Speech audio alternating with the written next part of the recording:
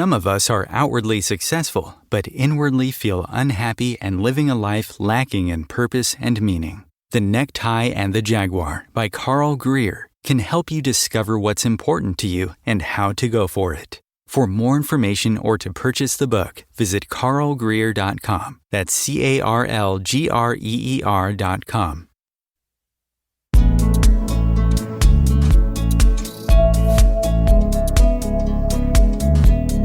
Welcome to the No BS Spiritual Book Club's live streaming interview series, where leading new thought teachers, speakers, and authors share the intimate stories behind the 10 best spiritual books that inspired them the most on their spiritual journey. From well-known classics to hidden gems you might never have heard of, the No BS Spiritual Book Club saves you time and money by sharing reliable recommendations from those who've walked the path before you. The No BS Spiritual Book Club, the only no BS guide to the best spiritual books to inspire your own journey of self-discovery.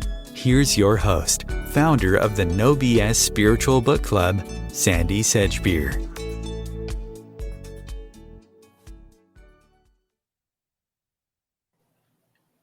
Hello and welcome. Before I introduce this week's guest, I just want to take a moment to share a recommendation with you. If you struggle with making important decisions, there's a really inspiring book I'd recommend you read. It's called The Necktie and the Jaguar, and it's by retired clinical psychologist, Jungian analyst, and shamanic practitioner Carl Greer. In addition to revealing how he tapped into the wisdom and power of unseen worlds for guidance and inspiration, Carl's fascinating memoir offers some valuable keys and questions that inspire the kind of thinking that guides you effortlessly on your own path to transformation. So check it out at carlgreer.com. And now joining me today to share the stories behind the 10 books that influenced her the most on her life journey is Connie Zweig, a retired therapist who's known as a guide who can go where others fear to tread. Connie Zweig is a renowned expert in shadow work. She's co-authored 2 books on the subject, Meeting the Shadow, The Hidden Power of the Dark Side of Human Nature, and Romancing the Shadow, Illuminating the Dark Side of the Soul. And she's the author of a 3rd called Meeting the Shadow of Spirituality. Now, in her latest book, The Inner Work of Age, Shifting from Role to Soul, Connie is reinventing age. Well, come on, someone had to do that by showing baby boomers how to master late life from the inside out and learn that aging can be a spiritual experience that takes us across the threshold from role to soul. Connie Zweig, welcome. Hi, Sandie. Thank you for having me. It's good to have you here, Connie. I hear your new book is flying off the shelves, and we will be discussing that a bit later towards the end of the show. And honestly, I would recommend you all stay tuned for that, because if the prospect of aging is something that gives you a little twitch inside, you're going to hear some news that you'll be really glad you stayed on for. So, Connie, you've always loved books, but you say you didn't come to fiction until you were in your 60s. I don't know anybody who left it that long before they started reading fiction. So why? What kept you away from fiction? I don't know that something kept me away from it. I think it kept me toward nonfiction, just because I was such a learner and a thinker, and was always kind of on this journey to understand something. And so rather than learning through story, which I now see is so valuable, I was learning through nonfiction in all different categories, depending on where my attention was in those years. So now what kind of fiction do you read? Well, this year, none at all, because I'm totally focused on the inner work of age. But, I was looking at kind of best-selling literary fiction for a long time. And then I kind of got engaged with mysteries. And some of the mysteries then became movies. And so I kind of started to look for the novels that were being made into movies, and that was kind of fun to see how they were created so differently in this different media. But the books that have really influenced me, Sandie, have not been fiction, even though I know people learn so much from literature. That has not been my path. It's really been nonfiction. Yeah. I think that's the case for most contributors to the No BS Spiritual Book Club. The ones that really move them along in life are definitely non-fiction books. So let's start with yours. And you've started with an absolute classic, one that appears again and again, no surprise, on this show and in the club's online pages. And it is Be Here Now by Ram Dass. And you say, and all his later books. So tell us what was happening to you at the time you read this book, and why it made such a massive impact on you. Well, I was in Berkeley in the late 60s during the Black Power movement, and after the free speech movement, but during the Black Power movement. And so I kind of became politically radicalized. I was naive and young and very influenced by the political conversations that were going on and the sit-ins and the strikes and everything. And what happened was I was in the middle of it, striking the psychology department. And I saw this very cute guy. And he walked out the door of the building, and I got up and decided to follow him.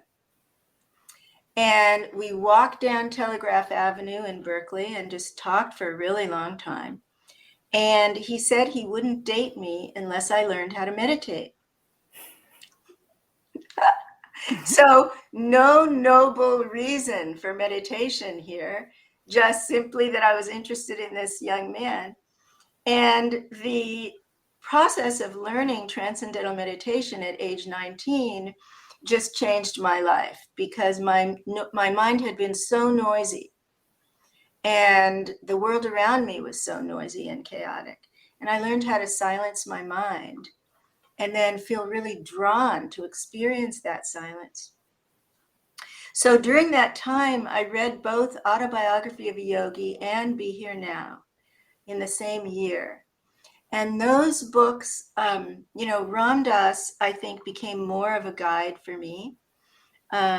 Yogananda's book shaped me in the sense of the possibilities, the potential, the gifts of spiritual practice, because he had cities, spiritual powers, and his story was so kind of magical and far-reaching for me.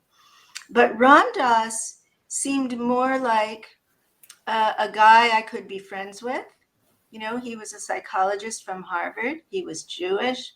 And then he went off to India, found this guru, and came back as Ram Dass. Richard Albert returned as Ram Dass, and began to teach what he had learned about Indian philosophy and Indian practices. And I think he became a scout for my whole generation of baby boomers. I mean, this was only his first book, of many, but he used to teach crowds and groups and people how to meditate. And all the way until the end of his life, he was writing and teaching even after he was ill and quite old. And so he modeled something for us.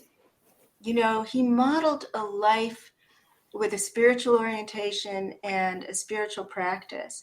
And even though I was not oriented to having a guru, that was not my way and it was his way, I could let that go in terms of learning from him and observing him and reading his work.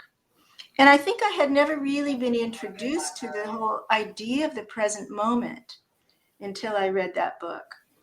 And what it means to really be here now, that there is an eternity that we can experience in presence. And people, use that word a lot now. It's no longer a new concept, but he really made it popular 50 years ago, more than 50 years ago. And he also brought Vedanta, the teachings from India,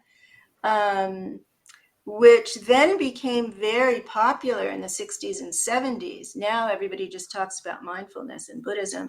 But during those decades, he and a number of other teachers, Yogananda, but also other Hindu masters who came over from India to the West, really brought with them the teachings of the Upanishads, which I continued to study. And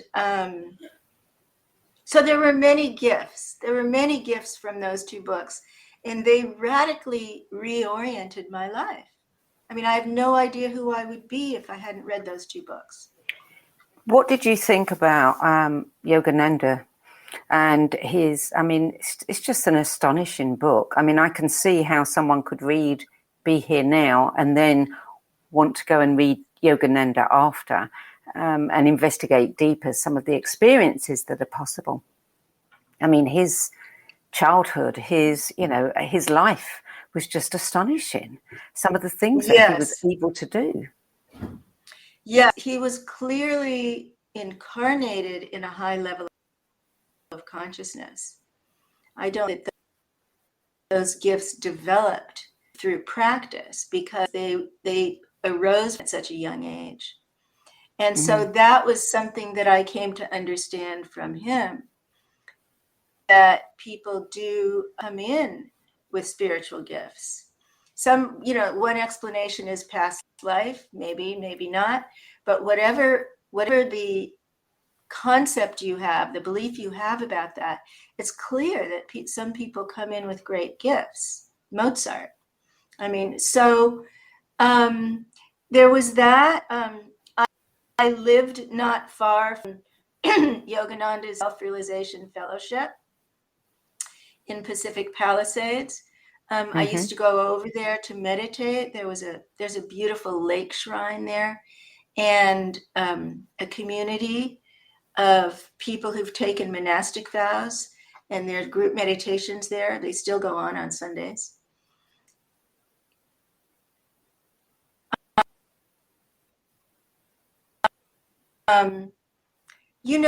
Sandie, I think that, okay, he says to stand by. I think we may have a little glitch going on, technical. Just say a few words, Connie. Okay. Okay. Let's I'm hearing you connection. okay. I'm hearing you okay. So I'm assuming that we're still streaming. Okay. So he says, okay. So, I think one of the sort of threads under this conversation we're having is, how do we detect our spiritual lineage? Why is it that I felt more drawn to Ram Dass and that lineage than I did to Yogananda and that lineage? And why is it that I don't feel drawn to Buddhism, even though it's so widespread today? And I've studied it, and yet I don't identify that way. And I've done more than 50 now of practices in the Vedanta lineage. So I think that's a really interesting question and important for people to kind of look what feels like a fit. It's kind of what we do when we're looking for a romantic partner. Look for that feeling of a fit. We call it compatibility, but it's more intuitive. It's not about interests. It's about this intuitive vibe. And I think that happens as well in our spiritual lives, whether we're looking for community or a teacher or teachings. And for me, one of the things I spent my career exploring the shadow, which is Carl Jung's term for the unconscious. And in the 80s, a lot of spiritual teachers were acting out their shadows. There were many scandals of sexual abuse, financial abuse, emotional coercion. And at the same time, the Catholic clergy was in this gigantic scandal about childhood sexual abuse by priests. And so that's why I wrote Meeting the Shadow of Spirituality, because how can people be awake or in a higher level of consciousness and also be acting out destructive or self-destructive parts of themselves? And so I want to suggest that when we're looking for this fit, this resonance, this compatibility, we also maintain an awareness of shadow. We really look for what are the problems, what are the issues with this teacher or this community? Is this person lying or hypocritical? So, for example, I became a transcendental meditation teacher, but I left that movement in 1979 after a decade. There was too much going on that made me uncomfortable and didn't feel like a fit anymore. It was beautiful to get me launched. Yeah. But I lost that sense of compatibility with the teacher and the community, and I moved on. And so I think it's important for us, for all of us, whatever age, whatever teacher we're with, to be cognizant of what's going on there in terms of the shadow and hypocrisy. I think that, what you're talking about is discernment. And this is something that I feel in this particular age, particularly over the last 2 years, is that we are all beginning to understand the importance of discernment and what our own, GPS, our inner GPS system tells us. And, that's, for me, that is the truth. There is no other truth that I can guarantee other than what feels right for me. But it's a really good point. And both of those authors, I don't believe there was any scandal attached to their names at all. Both were wonderful teachers. There was. Was there? But they came and went. But there was with each of them. But they came and went, yeah. I never heard that. I like the word discernment because, it's actually a practice in India. It's a path. The path of not this, not that. Truth, this is not truth. Yeah. And, in our political era, that's what could be more important. Absolutely. You kind of previewed one of the next book on your list, which is Carl Jung. Memories, Dreams and Reflections. It's interesting how the first 3 books on your list, and I know you didn't necessarily put them in any particular order, but the first 3 have been late out of the starting gate as far as this book club's concerned, because they did not show up a lot in the first year. But in the last 6 months, these 3 books are turning up again and again and again. That's funny. Yeah. So tell us what you got. Obviously, you are a retired therapist. What did you get out of Jung's autobiography?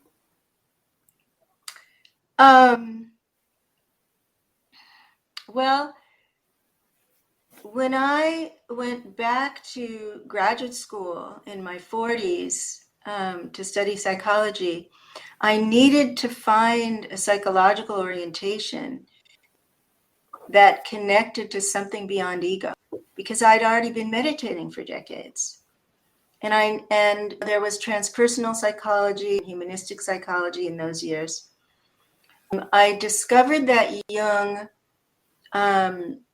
wrote about the self, which he called the transpersonal center in the psyche.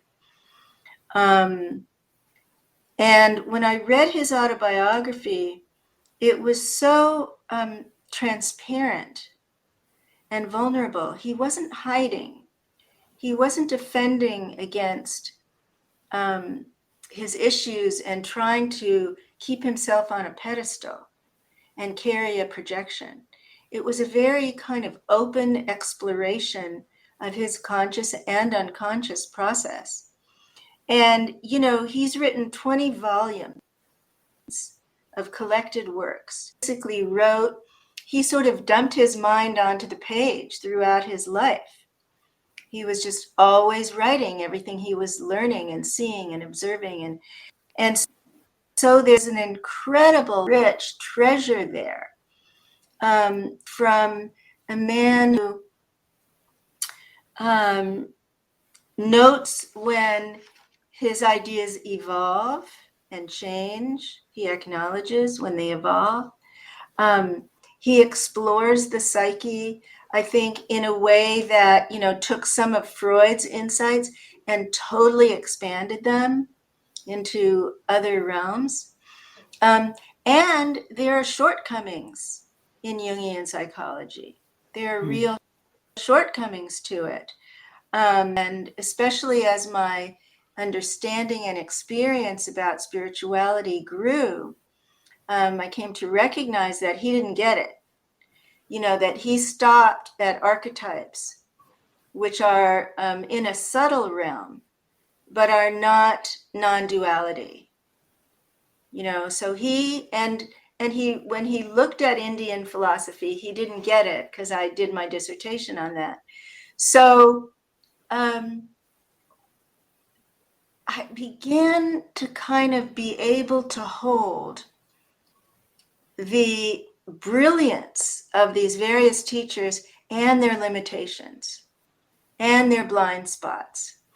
And I could see people around me looking for perfection in everyone they were reading or studying with.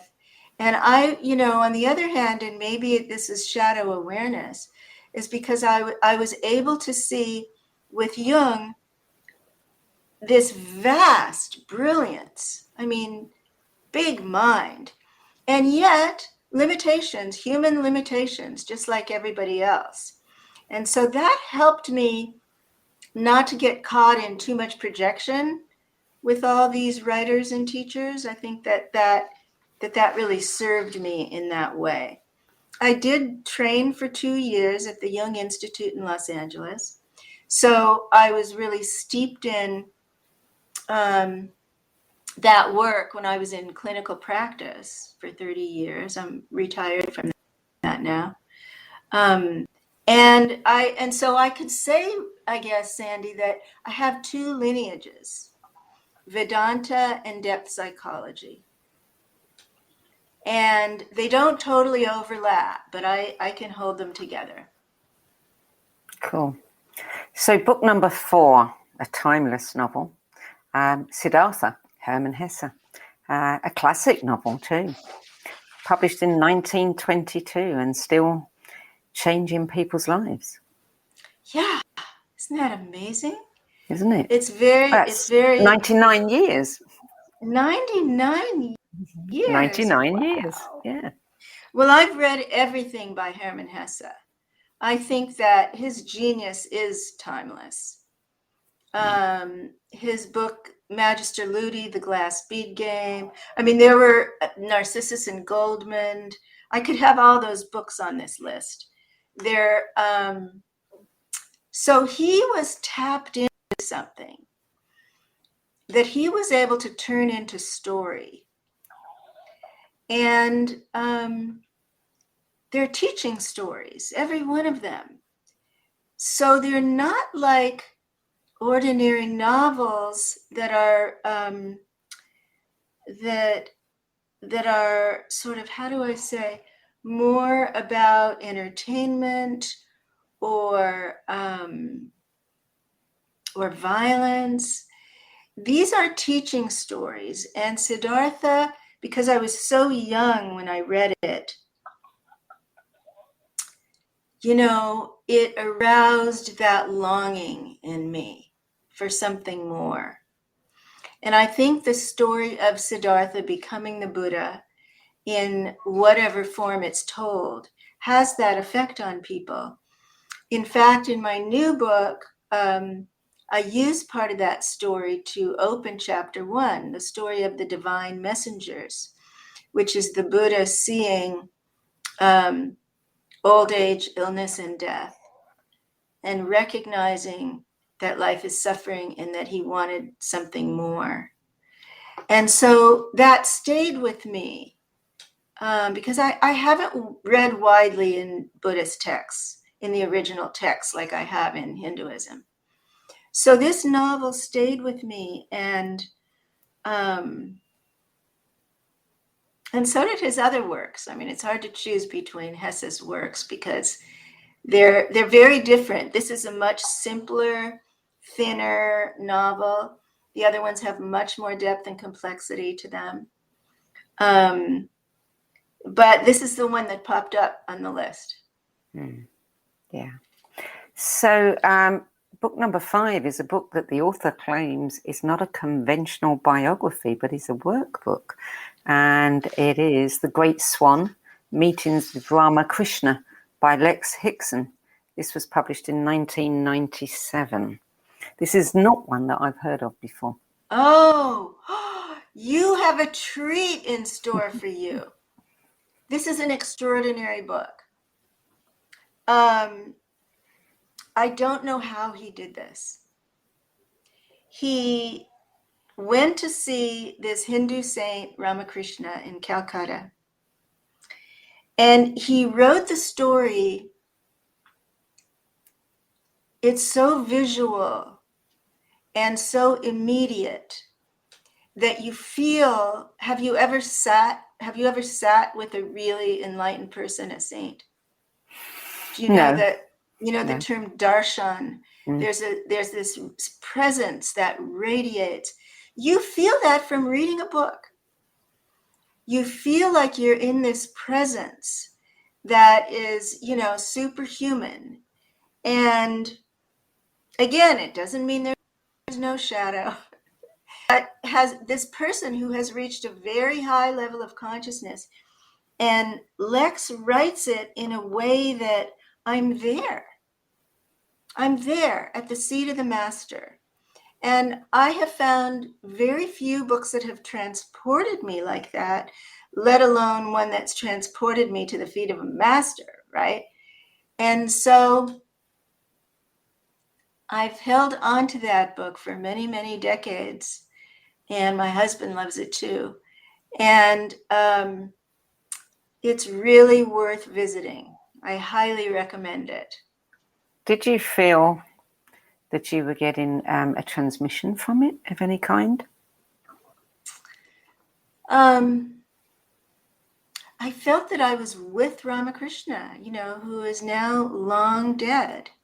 I felt that I was in the presence. So the transmission was not about content. It was about energy. Energy. And there was this sense of just being with. And it's very hard, as a writer, I know how hard it is to write like that. I wrote a novel about Rumi, which I can talk about with the other book. And I know how hard it is to write like that. So Lex Hixson, Lex was a initiated master in 5 different traditions. So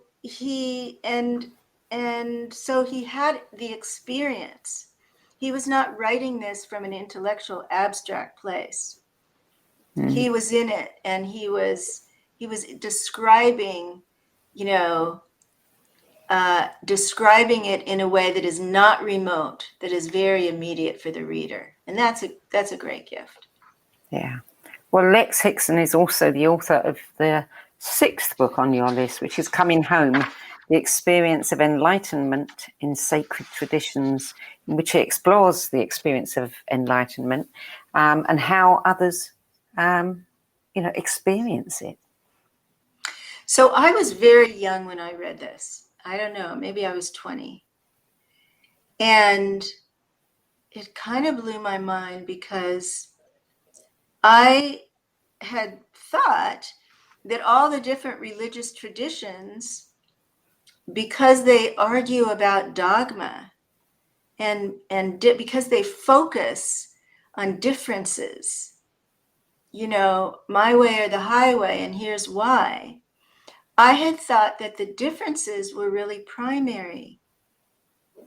And, you know, I grew up Jewish, but here I am exploring Hinduism for more than 50 years. And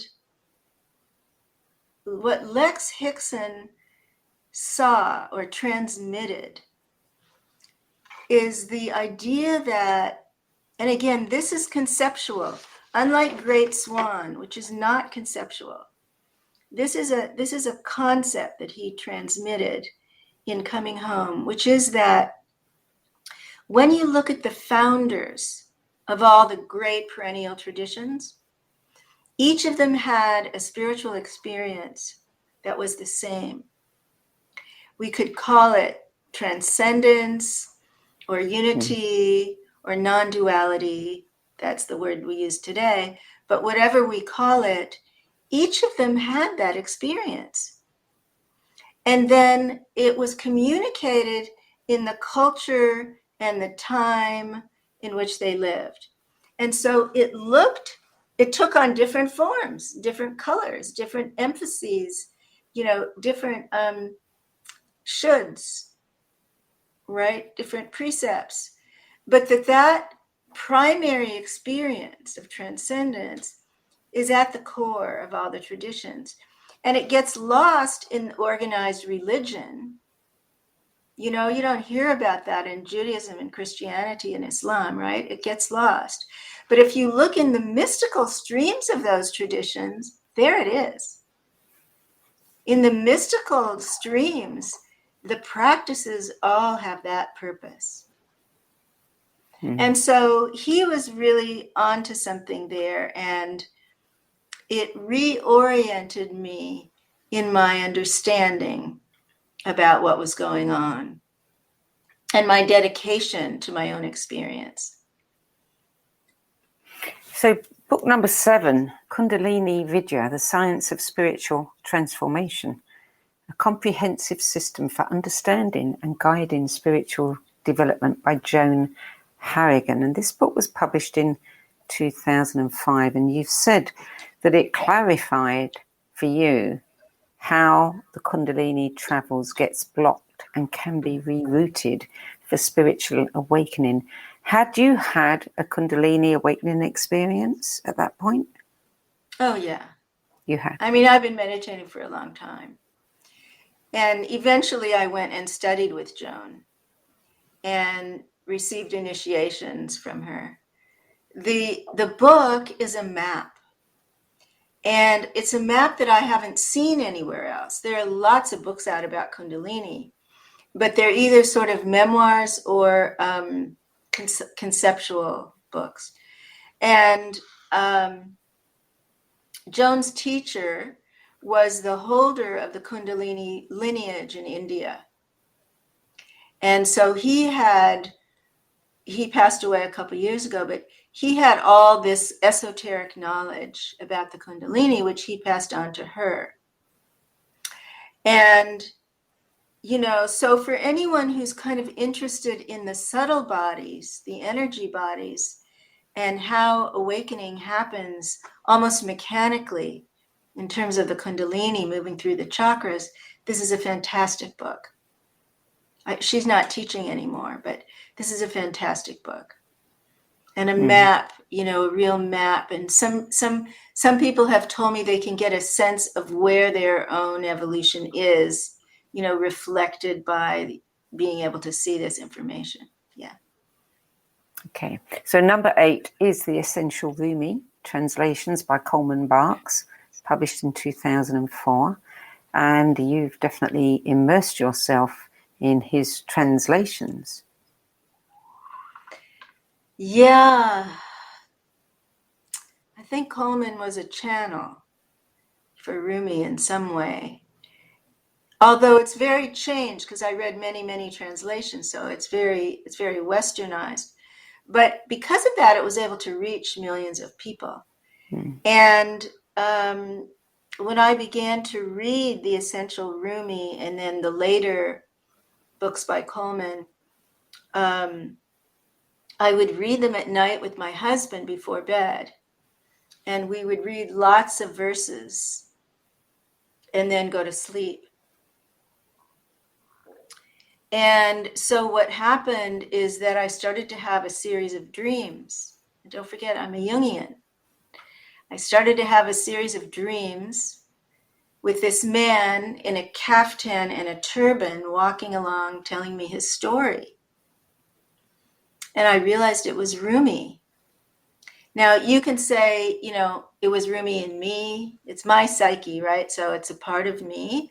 Or you can say, more esoterically, metaphysically, it's a visitation from some figure. I don't know. I don't know. But I started to pay attention to the dreams and write them down. And they were telling a whole story about this man's life. And I said to my husband, oh my God, am I supposed to write this? I don't know why this is happening, because I don't write fiction. I don't know how to write fiction. I don't know anything about Islam, for that matter. And the dreams, when the dreams ended, and I looked at all my notes, I saw that there was a story from the beginning to the end. And then synchronicity happened. A flyer came in the mail for a course on Rumi in downtown Los Angeles. So I ran down there, and there was this woman teaching it who was Iranian, Persian, and knew how to speak Farsi.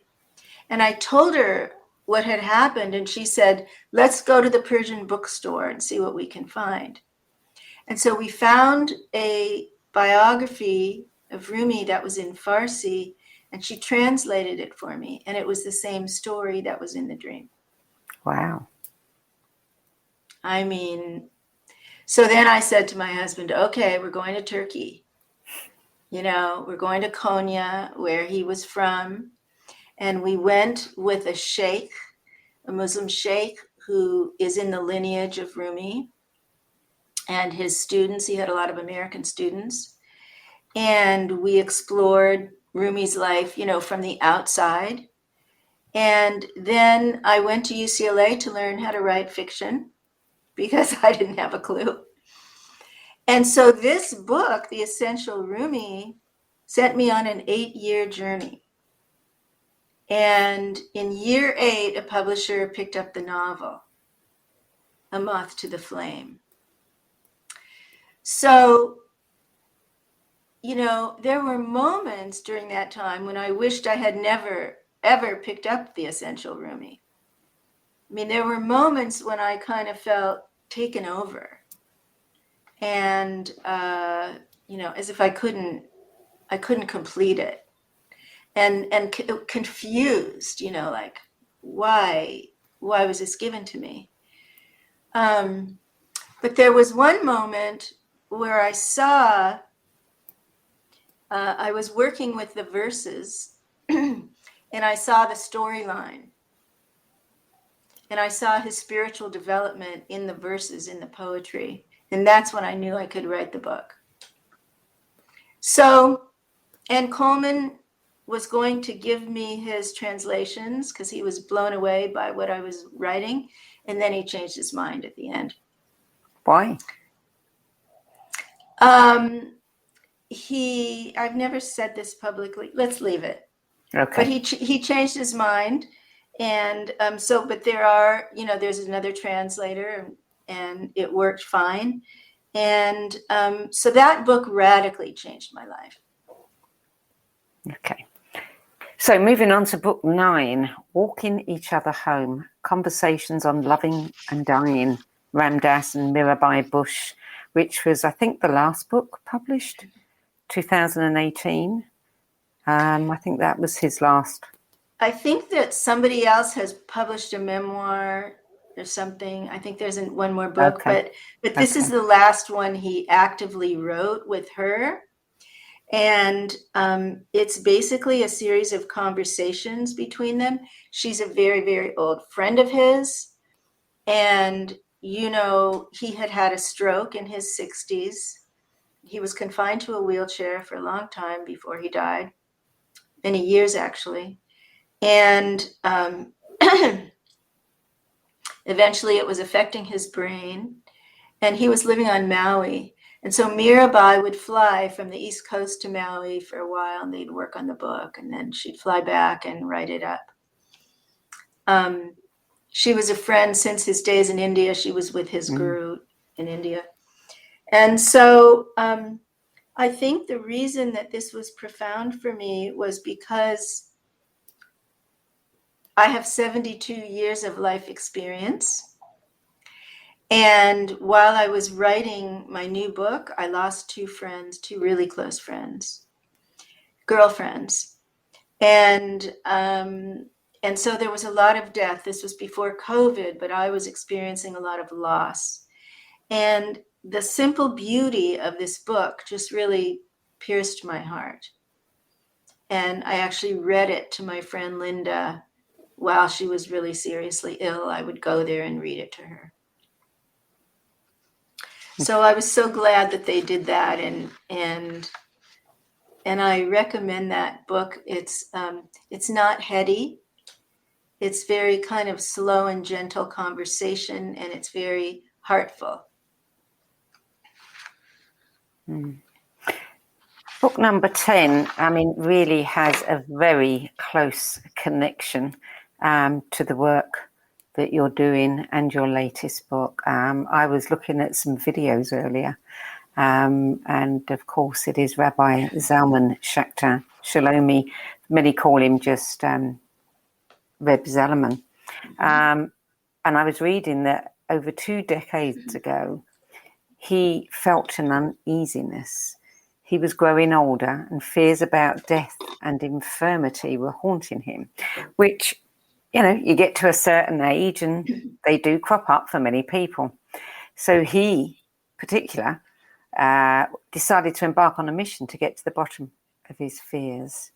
And through a series of events that one might not expect of a Jewish rabbi, that included a vision quest in a secluded cabin, studying with Sufi masters, Buddhist teachers, Native American shamans, he found a way to turn aging into the most meaningful and joyous time in his life. Now, did you read that book long before you wrote your own, or around about the same time? I read it before and forgot about it because I was too young to let it penetrate me. Yeah. So I went back to my bookshelf and found it and read it again. Of course, the second time it was all fresh, and realized that it was the only book about aging that was inspiring to me. I read everything out there. And he caught something about becoming an elder and, the meaning and significance of that I really didn't see anywhere else. What he missed was a connection to the unconscious process or the shadow. Mm-hmm. And so that's when I realized I had another book to write, because I hadn't been planning to write about this, but I couldn't find anything about how to meet the shadows of age, the unconscious fears or fantasies about later life and how they affect us. So Reb Zalman, also with Ram Dass, they really launched the conscious aging movement together, along with a few other people. And he left an organization called Saging International, SAGE-ING, Saging International, which is an ongoing organization of elders now that offers a 1-year training to become a sage. And so I took that training, and it was beautiful. I really liked it. And it didn't have anything about the shadow. So I see, now that this is my final gift, and it's the contribution that I've kind of been making all along. And now I'm adding that dimension onto the exploration of later life, or we could say midlife and beyond, we could say. Yeah. Well, we should give the title of the book. It is From Aging to Saging, a revolutionary approach to growing older, Rabbi Zalman Schachter Shalomi. And I was watching a video interview with him. I mean, he was quite an extraordinary man. Yes. I mean, he was committed to the Gaia hypothesis, to feminism, to full inclusion of LGBT people within Judaism. Yes. You know, he encouraged diversity among his students. There was one thing I heard him say that I had to make a note of because I think it's really important. And he said, we are cells of the living planet and we mustn't become cancer cells. And I think this is something that's very relevant today. We need to hear that message.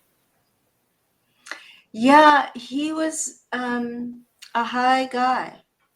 Mm-hmm. He was an open-hearted, wise, spiritually developed man. And he founded a new, as well as Saging International, he started a new kind of lineage in Judaism called Jewish Renewal. So, which is sort of even more liberal than the Reform Judaism. So he left a huge legacy, just in so many ways, not just on impact on people's lives, but in terms of actual organizations that will live on. And I was with him once when he came to speak at UCLA. I wasn't in his presence when he was an older man, but I have watched videos and been with people who knew him, and he was a light. He was really a light. Mm-hmm. Yeah. Well, that's the 10 books, but we are going to continue to talk about aging. And, you know, one of the things that struck me reading your book, The Inner Work of Age, Shifting from Role to Soul, is we complain about aging, ageism, but we are all guilty of it because we're all perpetrating it on ourselves. We're all terribly afraid of growing older, and we all have such negative thoughts about it. And your book is designed to show us that we've actually got it wrong, that there are so many hidden treasures and, you know, spiritual benefits that can be found in aging. So tell us a little bit about the book. We don't have too long to go into it, but, you know, we can speak about it for about 10 minutes or so. Well, I like what you just said, Sandie. So we swim in this sea of ageism. It's impossible not to internalize it. I mean, I can remember when I was a kid seeing people on television just patronizing older adults and laughing at them. I can remember, I know the TV shows. And all my life, I continue to see that in movies. There's ageism in healthcare, in education, in housing. And so, you know, it's impossible not to internalize it in some ways. Some people have a positive model of an elder who's thriving in their 50s, 60s, 70s, 80s, 90s. And that can counter it a bit because they can internalize, they can say, oh, I can see how great it can be. I didn't have that. I didn't have any positive model of an elder. So when I encountered my own internalized ageism, it was a shock to me. And, you know, my work with shadow work is to turn that into an internal character, to personify it. And so I call that the inner ageist. And now I can detect when the inner ageist comes up because I know what it's saying, I know what it's feeling, right? And as I began to work with that and really break free of it, I noticed all my attitudes begin to change toward my body, toward my work, toward my appearance, toward my success, it all began to change because I wasn't judging it through that projection of ageism. And there's even research out of Yale University that shows now that that internalized ageism is having an impact on our cardiac health, on our memories, even on our longevity. So this is really important.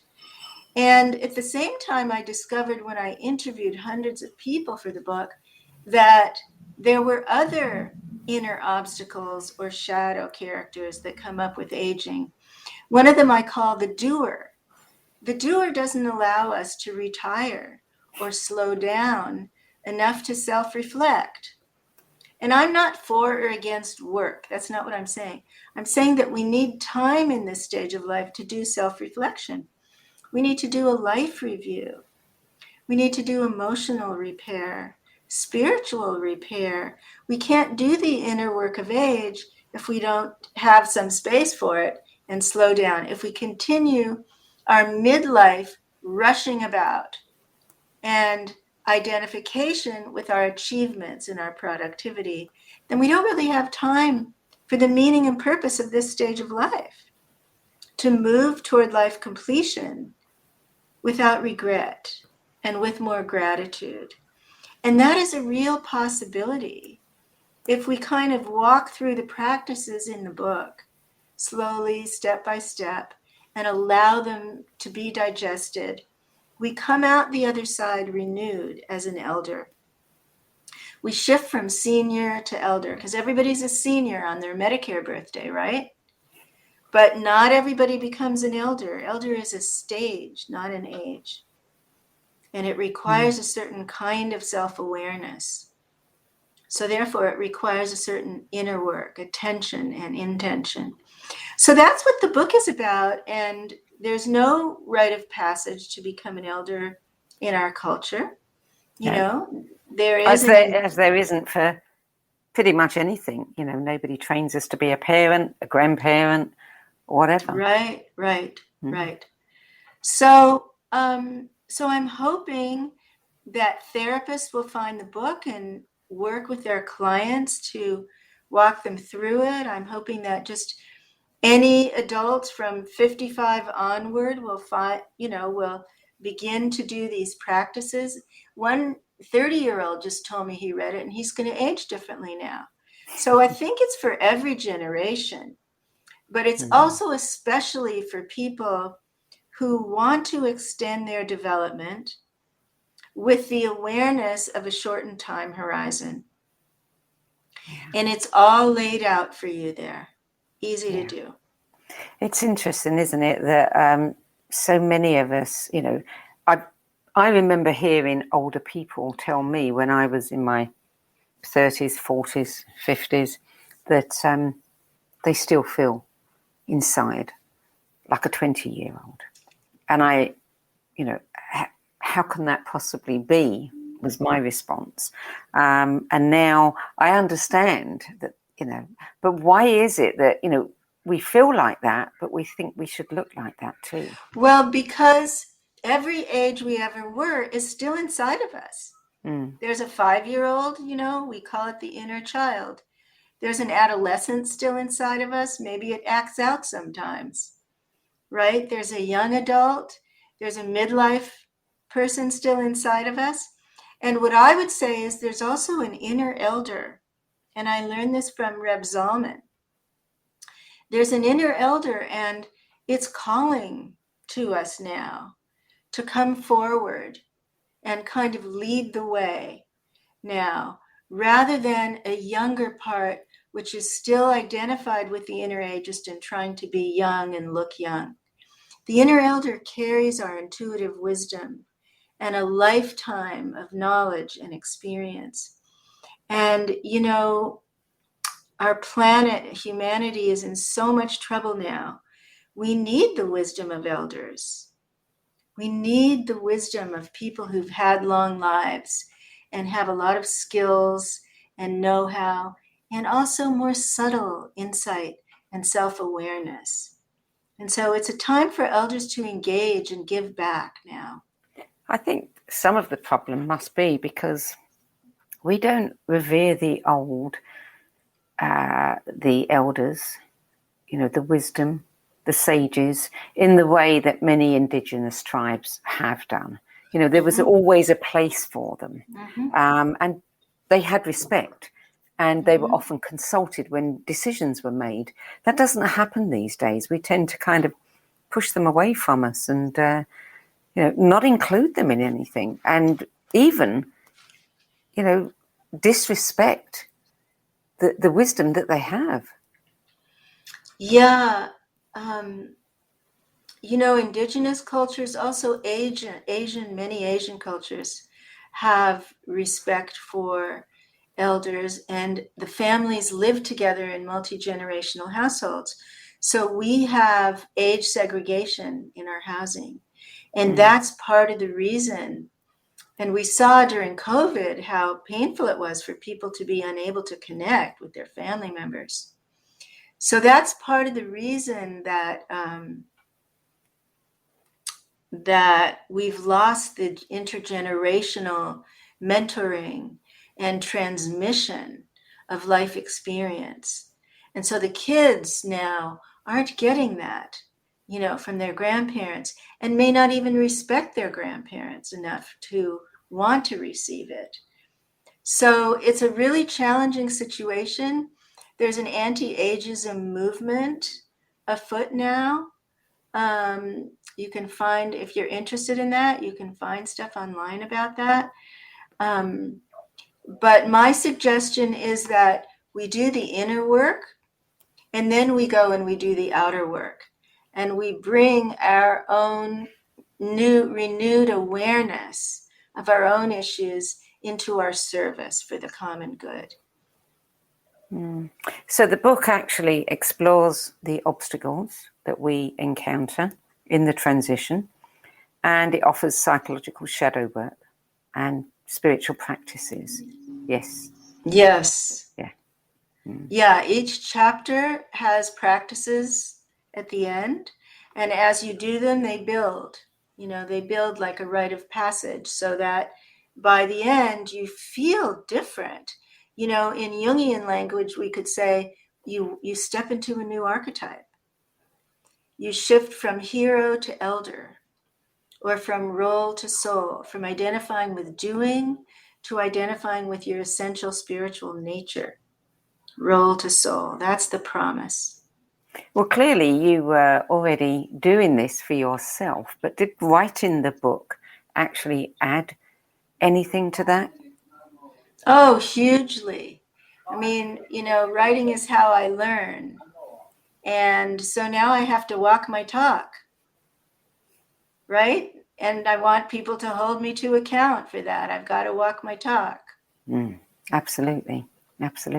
So why do you think that this book, why now? This book is flying off the shelves. Suddenly, people for years have been avoiding anything to do with age and anything to do with dying. You just couldn't sell many books on dying. But suddenly, is it because we're an aging population and there's far more of us, the silver surfers, as we're often referred to? It's not a book about dying. Mortality awareness is important, but it's important so that we can live fully now. Yeah. And so it's a book about the profound potential now in these years between retirement and the end. It's an unprecedented stage of life. Never in the history of humanity have we had so many years of life. So people are asking, by the millions, like 70 million baby boomers are asking, what do we do with this time now? And then underneath that, who am I now? Who am I, right? If I'm not the CEO or the teacher or the writer or the therapist or the whoever, who am I now? Once I'm retired. To learn how to make that shift from role to soul is really a gift. It's just the most precious shift in awareness for this time of life. And it aligns with the spiritual traditions that all tell us the purpose of this stage of life is spiritual practice. And the monastic traditions, you go off to the monastery, right? Or you wander like a monk. But we don't need to do that.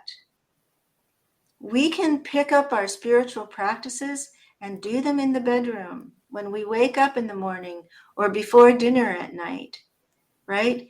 We can live our lives fully and begin to make this shift from role to soul. So there are many practices in the book to help you turn your attention from doing to being, from your role to your spiritual identity. I know that you're inundated with requests for interviews. What is the most common thing that anyone interviewing you wants to know? That's an interesting question.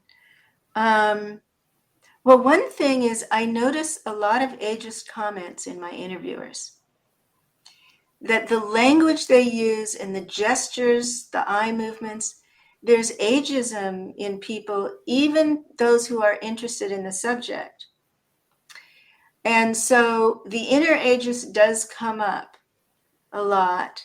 I would say that the most common question is, why did I write this book? And people want to know what was happening with me that brought me to this topic. That's really the most common question. And also, and so the way that you did this, Sandie, around the books that I love, wow, this is so original. It's such an original, I love what you're doing. It's very unique. It's really unique. Maybe someday someone will post my book on the No BS Spiritual Book Club. Who knows? Well, But, yeah, wouldn't that be interesting? Yeah, that would be really, yeah. I mean, I love the idea of reinventing age, you know, because it's way past time. Every single stage we should feel, you know, full of vitality, that we can do anything we want. I love these advertisements that we've been seeing, and I can't remember who's responsible, a few different companies, I think, but they've got, you know, women of 80 and 90 who dress, you know, very individually, and they're using them as models to show that, hey, you know, why shouldn't we still be able to express whatever we want to express? I love the fact that I see so many older women nowadays having pink hair, blue hair, purple hair, green hair. You know, it just tickles me every time, because why not? Yeah, there are gorgeous, radiant women now modeling in their 70s and 80s. And on Instagram, the grandmas of Instagram, and yeah, they're everywhere. And there's a shift, I think, in what is beauty. And people are letting the gray grow out in their hair. And there's this wonderful kind of shift that's happening, I think. Yeah. And maybe that will kind of filter down into feelings about ageism. I don't know. You know, it's institutionalized. And we thought that we could eliminate racism through law, through legislation. And now we can see that we can't. And so with ageism, it's also an internal unconscious bias, and it can't be eliminated through legislation or legal action. And so this is why, you know, I'm suggesting that we need to do our inner work alongside of our social justice work. Great to do social justice work around ageism. I'm all for it. But if we don't do the inner work, those prejudices and biases that are in the unconscious will remain entrenched. Yeah. So we have to be the change we want to see. Exactly. We have to be the ones to model it. We have to be the ones about whom the young say, wow, you know, my grandma is so cool. Exactly. My 10-year-old grandson is so thrilled that I have a new book out in my 70s, and he can see he's getting a model, right, for someone who's thriving in her 70s. Yeah. So, Connie, tell me, what are you reading now? I'm not reading right now. You're not reading anything? No, I have to be so extroverted during the day. I'm just hanging out with my husband at night after I meditate. I'm not reading right now.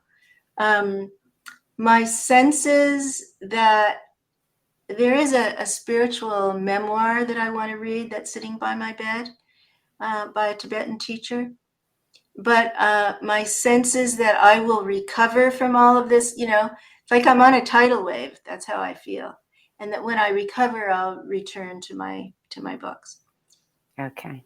So you're going to write another aging book, do you think? No. No. You've done it. That's it. Yeah, there's a kind of, fulfillment. I feel like a fulfilled elder. I've transmitted my gifts. I don't feel like I'm striving anymore. I don't feel like I feel enough. I feel satisfied. I feel grateful. The life review was a really important practice for me. When I did that, it was a big shift. And I really enjoy my spiritual practices. And so my primary intention when the wave ebbs is to give more time to that. You did say in the keywords that you gave us that describe you, dancer. Are you still dancing? Well, since COVID, my dancing teacher hasn't been able to come. Yeah, he's an anti-vaxxer. I haven't been able to. And my husband doesn't dance. But you can dance on your own. I could dance on my own. We actually moved a couple months ago, Sandie. There's been so much going on. So I have not been dancing for 3 or 4, probably 3 years. But that's another thing I'd like to get back to when it's safe. Yeah. Yeah. Great form of expression. Connie Zweig, thank you for adding your 10 best spiritual books to the No BS Spiritual Book Club's library of recommendations. My pleasure. Thank you.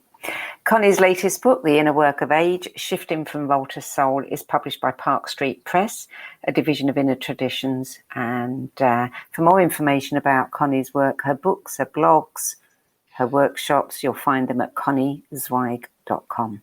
And you can see all of the videos in this series on the video page at the nobsspiritualbookclub.com, where you can sign up to be the first to know who's coming up next and get last-minute reminders as well.